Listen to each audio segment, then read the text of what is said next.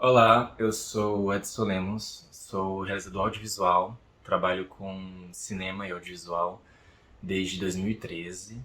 Sou nascido aqui em João Pessoa, crescido em Cabedelo, e estou aqui para contar um pouco, compartilhar com vocês um pouco da minha trajetória nessa profissão. Eu entrei no curso de cinema em 2013.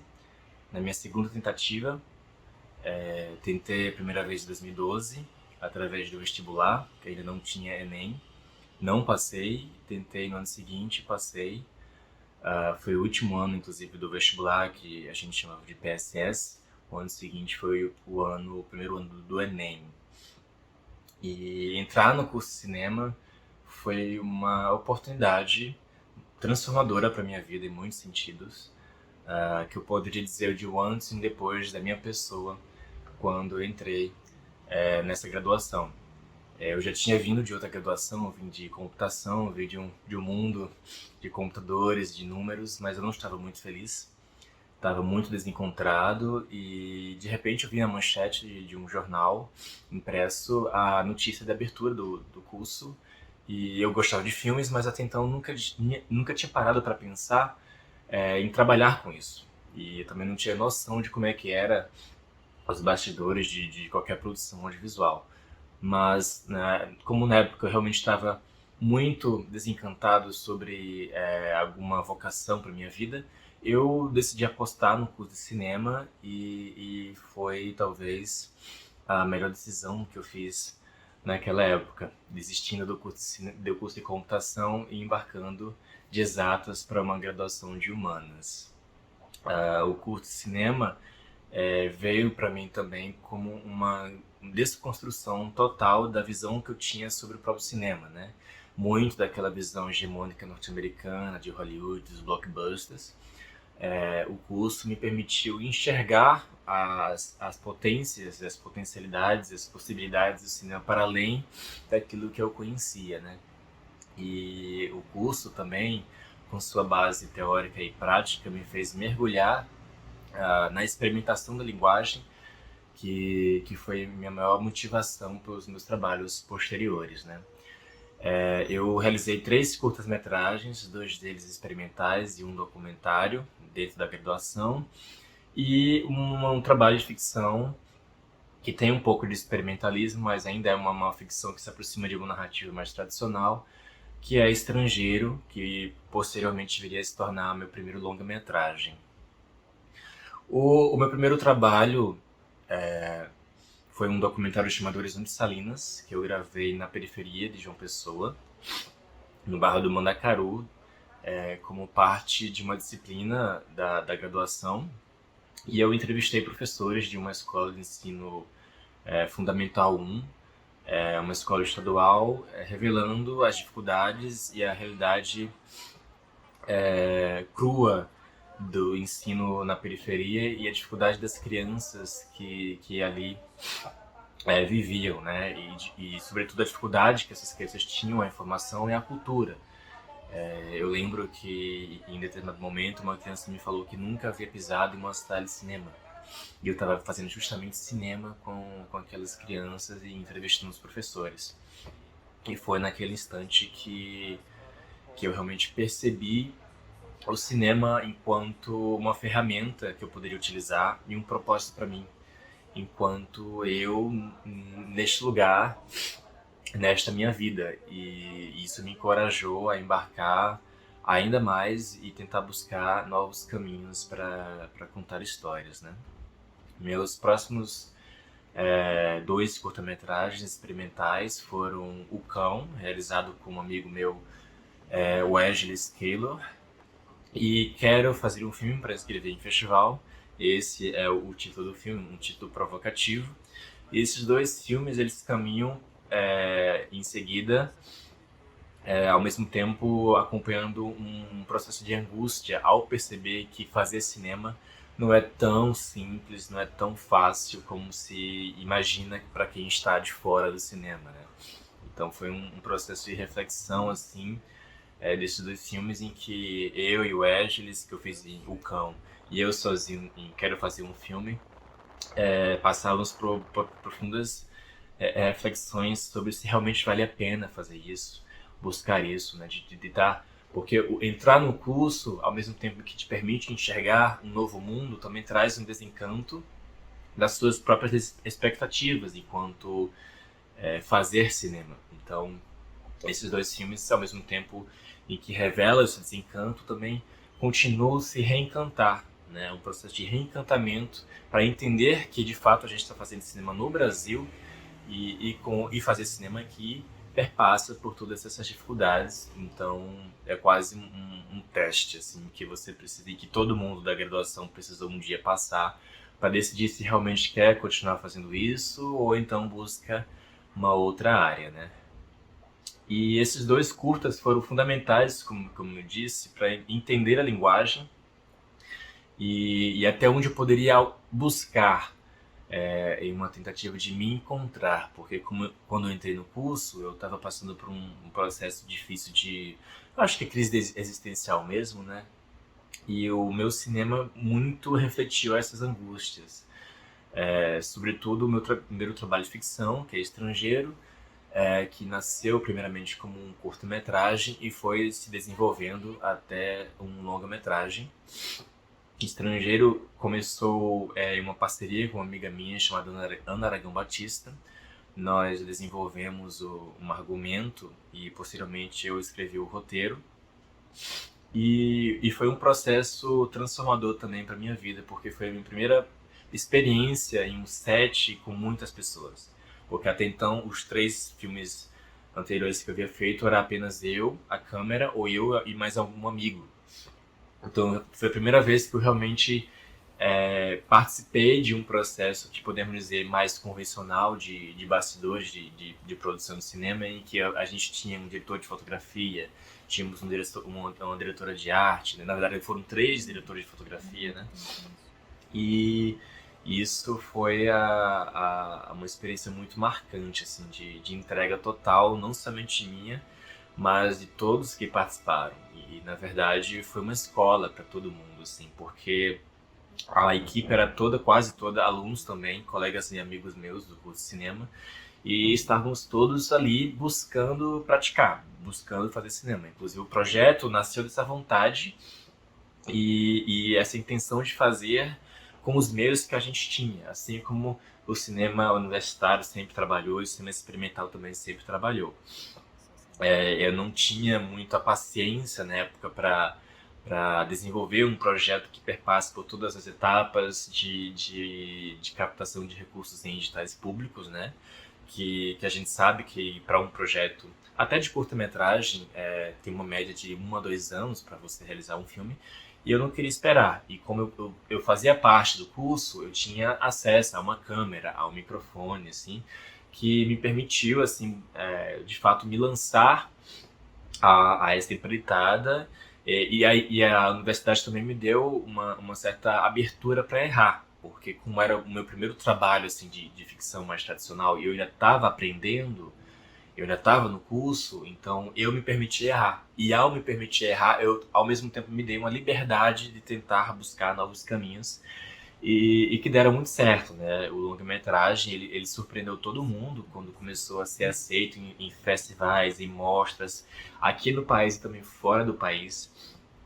Foi exibido em mais de vinte países, se eu não me engano, e com diversos prêmios, sobretudo em fotografia.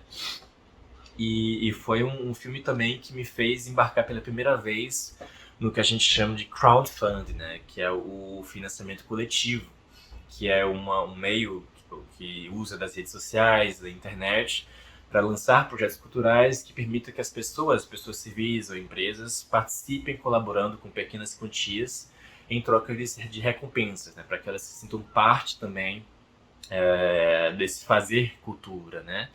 Que elas se sintam coautores, né, de um trabalho autoral na cultura. E eu lancei essa campanha em 2015. Naquela época, as campanhas de financiamento coletivo era da modalidade tudo ou nada, ou seja, você tinha que lançar um valor específico e tinha que alcançar aquele valor, alcançar aquela meta para você receber aquele valor. Hoje nós já temos a modalidade flexível, em que você lança uma quantia e mesmo que você não alcance essa meta, você pode receber esse valor para investir no seu projeto e você busca outras formas de complementação. E como a gente não tinha orçamento nenhum, esse foi o caminho que já estava em crescimento no Brasil. Já existia há alguns anos no exterior, mas no Brasil estava em crescimento e eu apostei e deu muito certo. Mas, é claro, foi necessário todo um trabalho de preparação, de criação de público, né, através das redes sociais, mas, ao mesmo tempo, possibilitou uma aproximação do artista com o público, né, para que as pessoas realmente se conscientizem das dificuldades e da necessidade de participação civil na cultura, né?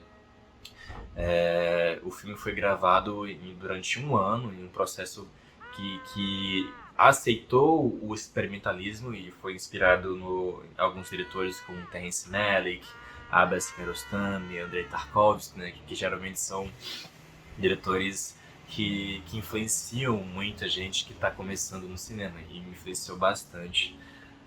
E foi um trabalho muito feliz e que rendeu também uma distribuição comercial que foi um sucesso, sobretudo aqui em João Pessoa, com mais de 800 espectadores apenas na sala do Cine Banguê, aqui em João Pessoa.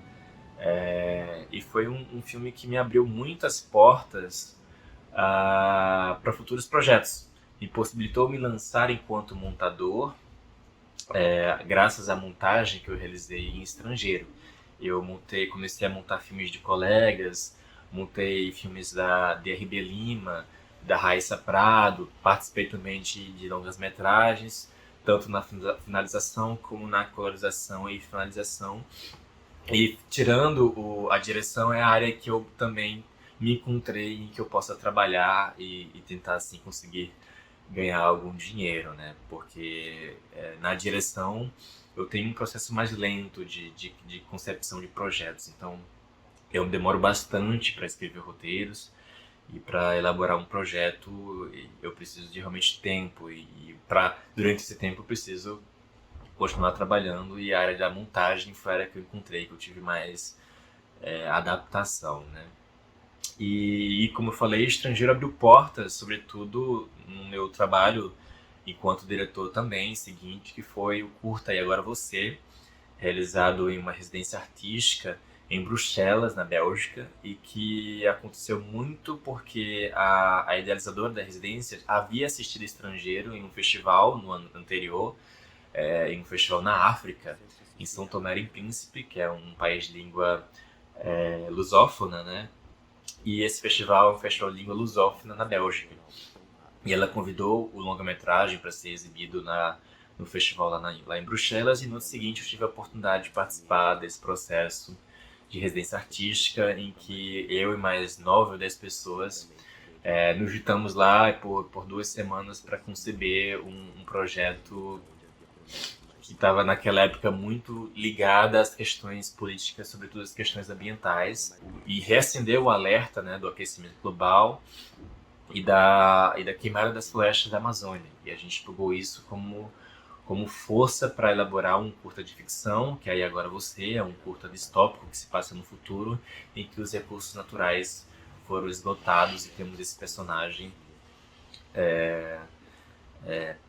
preso ali, de certa forma, quase sem água e sem conseguir respirar, um ar muito seco, resultante das queimadas e do aquecimento global, né? E entramos então no segundo ano, que veio então a pandemia e que foi um ano que paralisou não somente a mim, mas a toda a classe audiovisual e que nos trouxe e nos forçou a repensar o cinema de muitas formas, né? De tentar conceber novos projetos agora sem talvez o objetivo das salas de cinema, já que as salas estavam já fechadas, e começar a pensar a internet, o streaming voltou então, na verdade surgiu então como uma nova possibilidade do cinema continuar de alguma forma, e as redes sociais, através de filmes para YouTube, filmes para Instagram, e eu perpassei por esse processo também, mas tive muita dificuldade, assim, de me encontrar, e foi quase como uma nova crise existencial, né? Eu graduei em 2017, inclusive estrangeiro foi meu TCC, e quando eu saí do curso, apesar das angústias que eu já havia passado, eu tinha esperança de que começasse a trabalhar e ganhar dinheiro com cinema, mas veio a pandemia e nos colocou imediatamente em outro lugar e nos forçou a repensar, né, o que já é uma coisa muito inerente à arte, né, de pensar novos caminhos mediante ambientes não muito propícios para isso. Inclusive a arte talvez se alimenta disso, né, da angústia, do medo, do anseio, da tristeza, mas também da felicidade. E fazer cinema me veio muito no final com essa certeza de que é sim muito difícil, mas é também o que me move enquanto ser humano, enquanto pessoa que está aqui e ciente que eu tenho apenas esse momento, esse tempo e essa vida para talvez deixar uma marca, para deixar alguma coisa. E esse meu cinema, que eu estou passando por uma fase muito em preto e branco, né? O cinema estrangeiro foi em preto e branco, um dos meus curtas experimentais foi em preto e branco, e agora um novo projeto através da Lei Aldir Blanc, emergencial, também será em preto e branco, que é Desenredo, e todos eles passam assim por essa busca de uma identidade e ao mesmo tempo uma reflexão do hoje como um filtro em que eu reflito essas minhas angústias em um universo ficcional próprio, com suas próprias leis. Então, o preto e branco me leva a esse lugar que nem sempre é o nosso lugar, mas é um lugar que reverbera todos esses sentimentos, né? E eu trabalho muito com um cinema que busca mais a intuição e o sentir do que uma racionalização própria sobre as coisas, né? Um cinema que está mais pensando em afetar, mesmo que você não compreenda exatamente o que você está sentindo. Quase como um processo de pausa e meditação, porque eu compreendo que a nossa sociedade capitalista do século XXI está muito caminhando para um precipício de urgências e de necessidades, e está sempre um excesso, uma abundância de buscas e informações que está nos atolando e nos sufocando ao mesmo tempo. Então eu propus tanto em estrangeiro como agora em Desenredo também, um cinema que vai de conflito a isso, um cinema que busca parar para voltar a respirar, para recobrar a respiração de certa forma, né?